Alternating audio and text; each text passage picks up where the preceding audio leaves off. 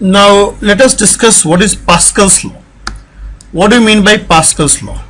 See, in last video we have seen that the pressure varies as per the height. If I take this as a say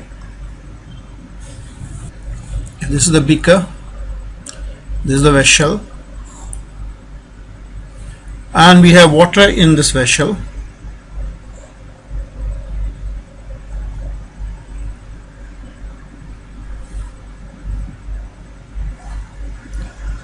This is the vessel, and we have say liquid in this vessel. Then we found that pressure difference, if I take a point A over here and say point B over here, then pressure difference between pressure at point A and pressure at point B, the difference in pressure at point A and difference in pressure at point A and pressure at B depended on the vertical height. PB minus PA was equal to, if this is your say height H1, so let's call it height H1, and suppose this is height H2,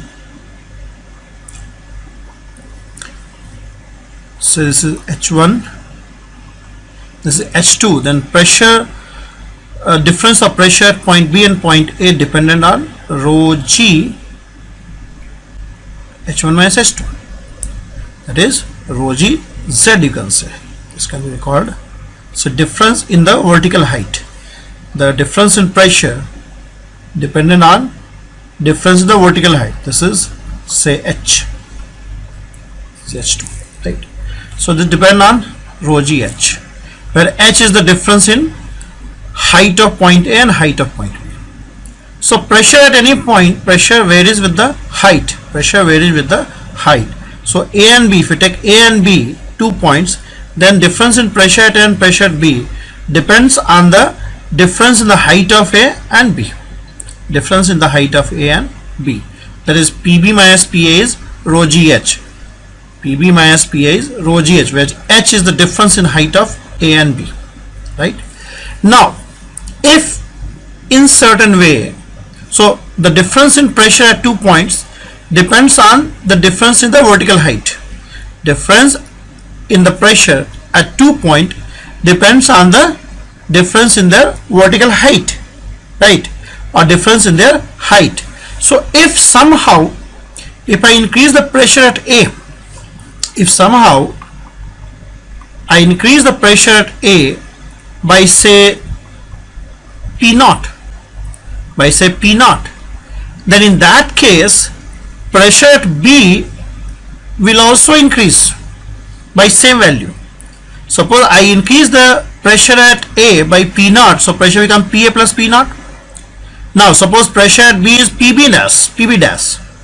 Suppose when I increase the pressure at A by P naught value, suppose the pressure at B is PB dash, and let's find this PB dash. PB dash would be how much?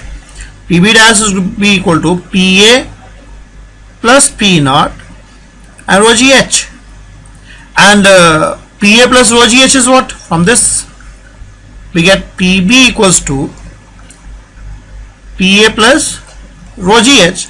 So this PA plus rho GH is equal to the previous value of pressure at B plus P naught. So what do you find?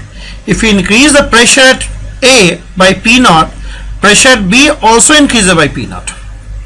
Pressure at B also increases by P naught. That is, if I increase pressure at any point, then pressure at every point in the fluid will increase by same amount.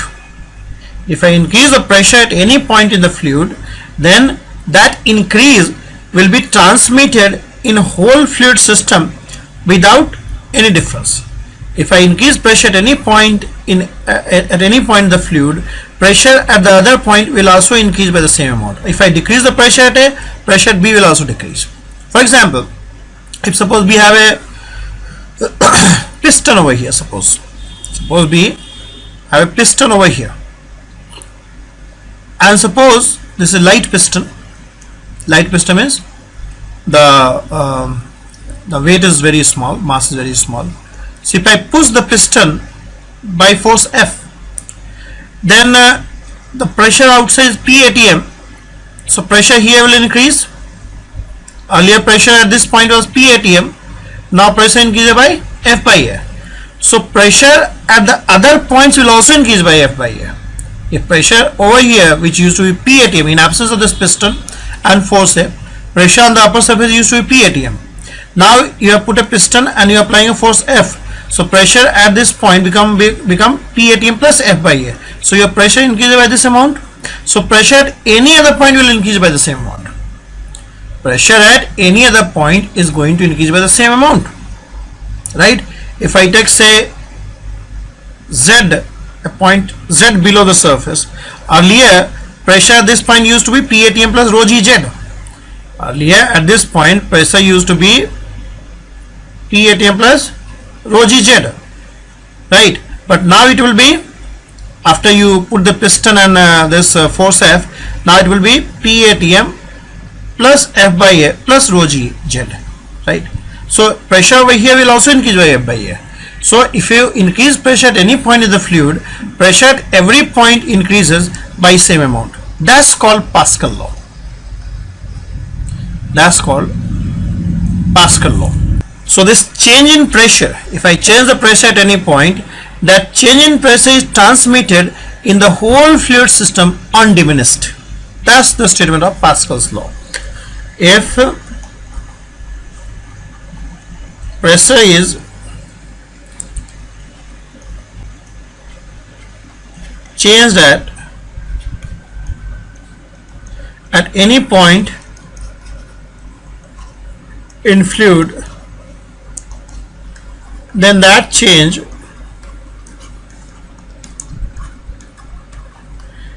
is transmitted in the entire fluid system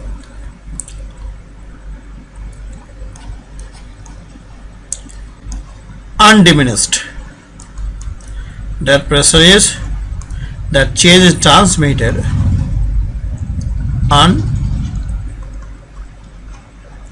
undiminished. Means if you increase pressure at any point, pressure at every other point will increase by the same amount. If you decrease pressure at any point, then pressure at every other point will decrease by the same amount. That is called Pascal's law. And based on this, we construct hydraulic lift. Based on this principle, we construct hydraulic lift also. See, we have, say, this kind of tube, this kind of structure, and say something like this. So here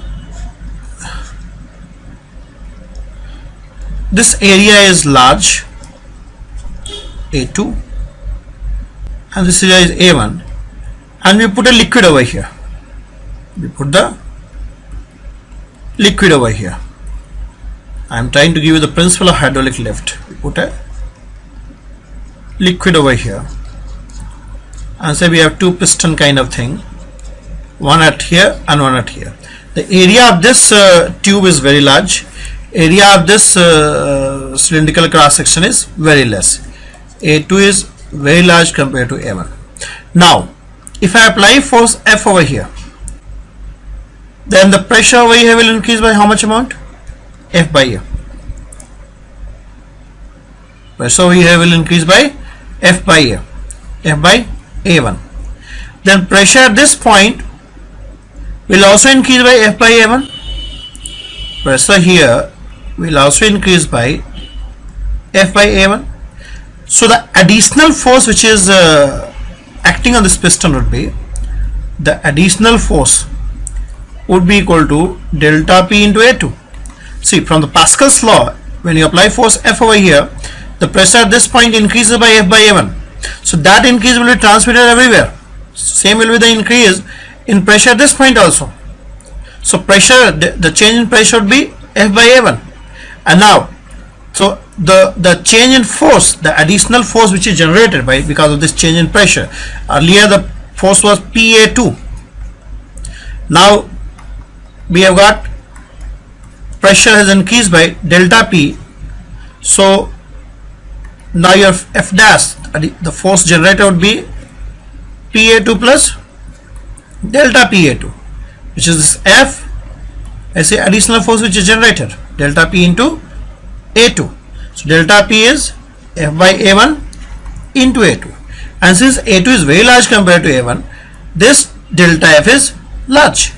This delta F will be much higher than compared to F. So small force get multiplied. You apply a small force over here and a large force is generated over here. So you can put your heavy object over here and that will be lifted. You put your heavy object over here on this piston. So applying a small force will be able to lift this large body over here, because this force, small force which you are applying over here, get multiplied by A2 by A1, and we keep A2 by A1 very large, so this force get multiplied, and this additional force which is generated will help you in lifting this vehicle, lifting this heavy object, right? So that's how we construct hydraulic lift. That's how we get hydraulic lift. Okay, so this is the principle. It's based on Pascal's law. All right, understand this point? Okay, I'll stop over here. Thank you very much.